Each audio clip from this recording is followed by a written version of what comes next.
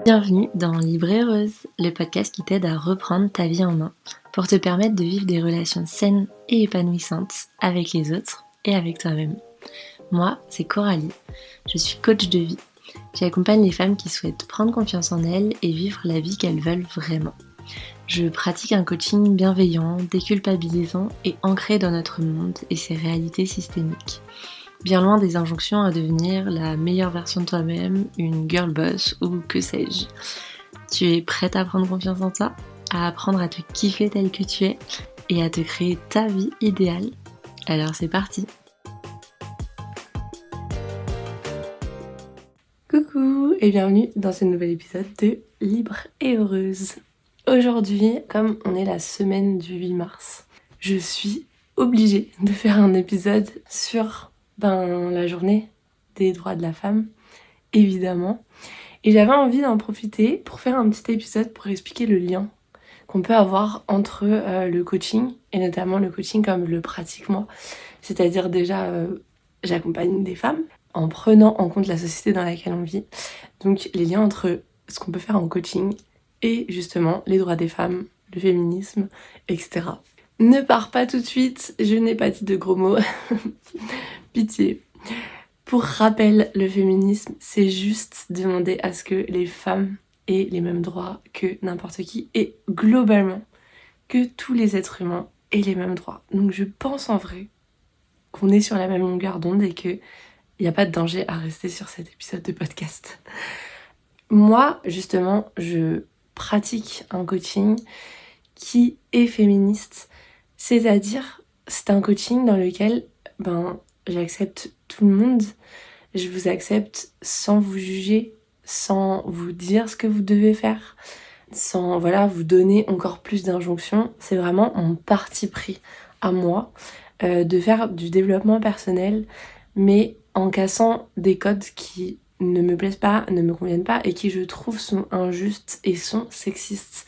Parce que dans le développement personnel, déjà on le voit, il y a beaucoup plus de femmes qui s'intéressent à ça, qui sont prêtes à travailler sur elles pour améliorer leur vie, pour améliorer des fois la vie de leur famille, pour se remettre en question, etc. On le sait. Donc je trouve ça terrible que ce milieu de développement personnel soit blindé d'injonctions. Quand tu te promènes sur Instagram, tu dois voir passer des trucs et si tu connais un petit peu mon podcast, tu as vu que c'est des concepts que je déteste, tous ces concepts de girl boss, mum boss, de devenir la meilleure version de soi-même, de miracle morning, je sais pas trop où on en est là dans les podcasts quand j'enregistre celui-là, donc il y en a peut-être qui sont pas encore sortis, il y en a d'autres qui arrivent dans tous les cas. Il y a plein de concepts de développement personnel qui sont hyper sexistes parce que, s'adressant aux femmes, ils sont là pour vous donner des injonctions encore plus fortes que celles que vous avez déjà. C'est-à-dire qu'on passe des injonctions à pour être une femme, il faut être mère, il faut être mariée, il faut être dans un couple hétérosexuel, il faut travailler maintenant depuis quelques dizaines d'années. La société nous en met déjà sur les épaules et un développement personnel qui vient rajouter que, en fait, les problèmes que tu as, c'est des problèmes qui sont totalement individuels. D'ailleurs, c'est un peu de ta faute ou carrément de ta faute si tu vis tout ça parce que c'est toi qui fais pas ce qu'il faut. Non, c'est pas que t'as pas le temps, c'est que en fait tu devrais dormir moins et te lever 3 heures plus tôt pour pouvoir faire tes routines. Non, tu devrais pas être fatiguée parce qu'en fait, c'est complètement faisable pour une femme de s'occuper de ses enfants, d'avoir une énorme carrière, de gagner plein d'argent, de faire du sport, de s'entretenir, d'avoir un corps qui correspond. Bref, tu le sens que tout ça c'est des injonctions qui sont basées déjà sur une très grosse culpabilisation et une surresponsabilisation. Ma façon à moi de travailler, c'est pas du tout celle-là et au contraire, les valeurs que je prône autant personnellement que dans mon travail de coach, c'est des valeurs de bienveillance, de non-jugement et de déculpabilisation.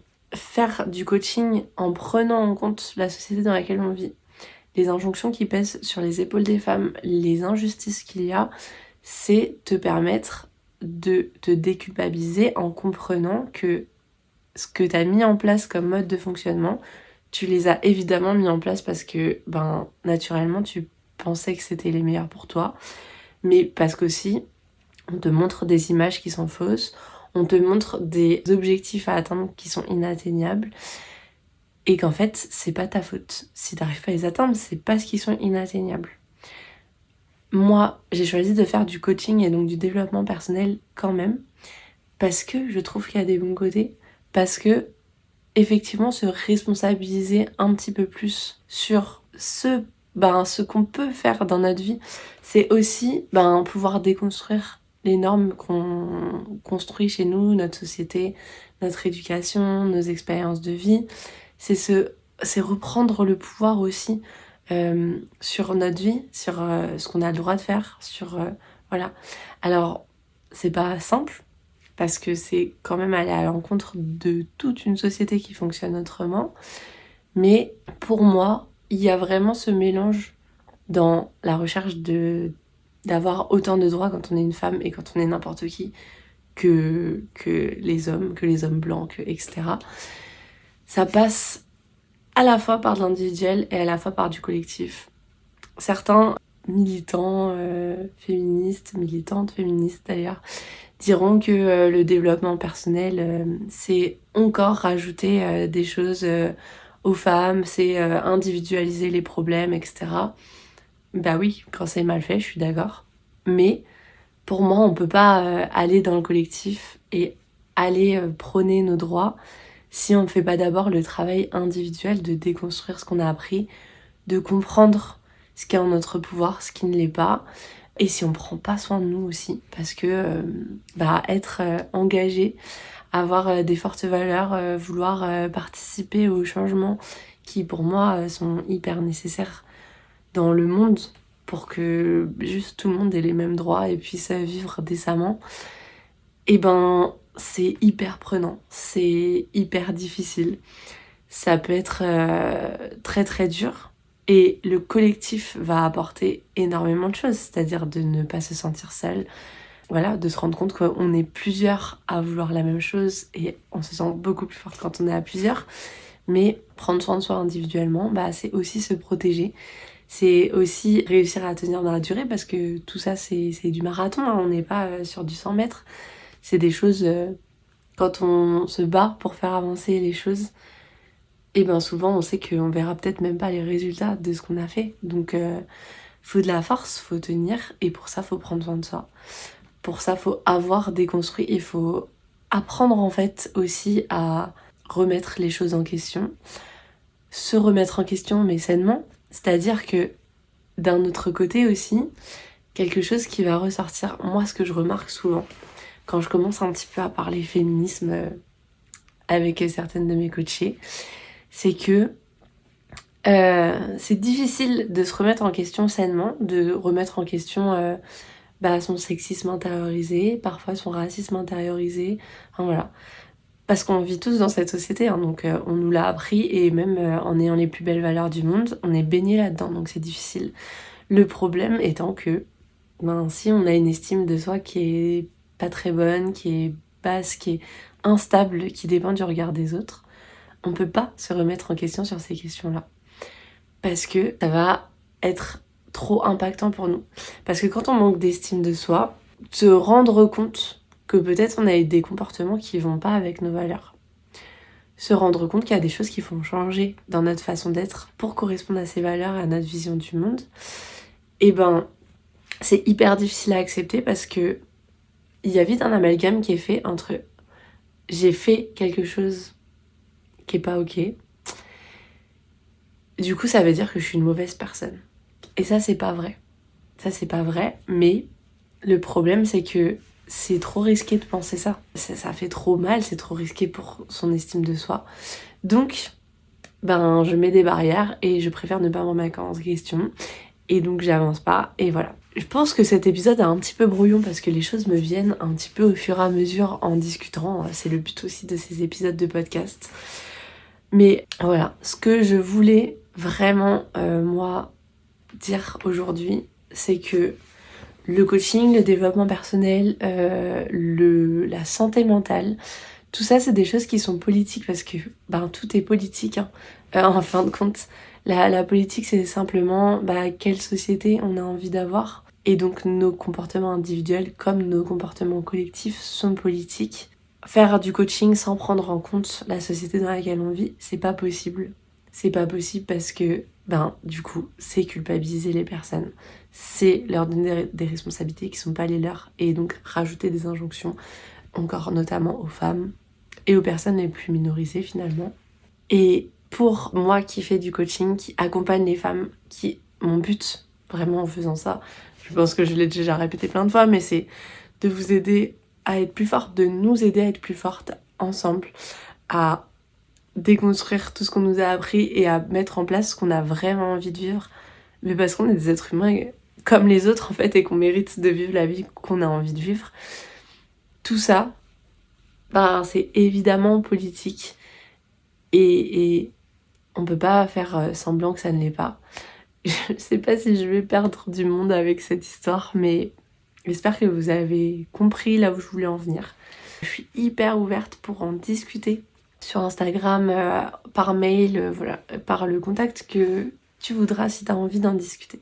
Si tu as envie de comprendre un petit peu plus mon positionnement et voilà ce que je viens de te dire. Pour moi, c'est hyper important que ma façon de coacher soit ancrée dans la réalité. Et la réalité en 2026, c'est que il y a encore de grosses injustices et de grosses disparités que subissent les femmes parce qu'on n'a pas encore les mêmes droits que le reste du monde, que ce soit réellement, parce que des fois sur le papier, on est censé avoir les mêmes droits et on les a pas. On le voit avec les écarts de salaire, on le voit avec toutes les violences qu'on subit tout simplement et le peu de justice qui est faite derrière, ou que ce soit vraiment dans les lois où là il y a encore des choses qui sont à faire et encore du boulot. On est en 2026, les choses ont évolué, mais on le voit aussi et ça, moi personnellement, je vous avoue que ça me fait très peur. On voit que ça recule pas si loin de chez nous et plus loin de chez nous aussi. On voit des discours qui sont vraiment terrorisant partout, à la télé, sur les réseaux sociaux.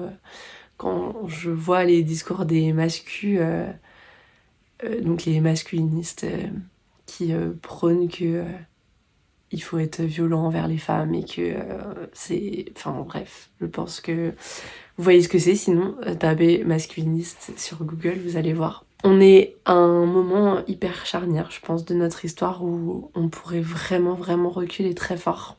Ou certainement peut-être avancer très fort. Et moi j'ai envie de faire ma part. Et ma part c'est de vous aider à pouvoir vous reconnecter à qui vous êtes vraiment, à faire ce que vous avez vraiment envie de faire dans votre vie. Et voilà, pas forcément vous endoctriner et faire une armée de féministes avec mes coachés, mais au moins vous redonner du pouvoir individuellement et aussi collectivement avec les cercles de parole, libérer la parole, montrer aux unes et aux autres qu'on n'est pas là pour se taper dessus et qu'en fait on vit les mêmes choses et qu'on a les mêmes difficultés et qu'on peut faire tellement de choses ensemble. Ça c'est vraiment mon but et je pense que j'apporte ma petite pierre à l'édifice comme ça. Voilà, cet épisode était brouillon, mais j'ai dit plein de choses qui étaient importantes pour moi. On verra bien ce que ça donnera, mais j'espère que j'ai été claire. Et n'hésitez pas, si vous voulez qu'on en discute. Je profite de cet épisode où ça parle de politique pour quand même vous dire que très bientôt, je crois les 15 et 21 mars, on vote pour nos mairies. Donc pour nos maires et pour tous ceux qui nous représentent à la mairie. C'est, paraît-il, souvent des élections qui sont un peu délaissées alors que c'est des élections hyper importantes parce que vraiment c'est dans nos localités que beaucoup de décisions sont prises qui nous affectent réellement vraiment de très près. Et donc je peux que vous dire une chose, c'est d'aller voter, de faire entendre votre voix parce que on a besoin d'être représenté, de choisir qui nous représente, de choisir comment on veut vivre, comment on veut que notre société elle soit.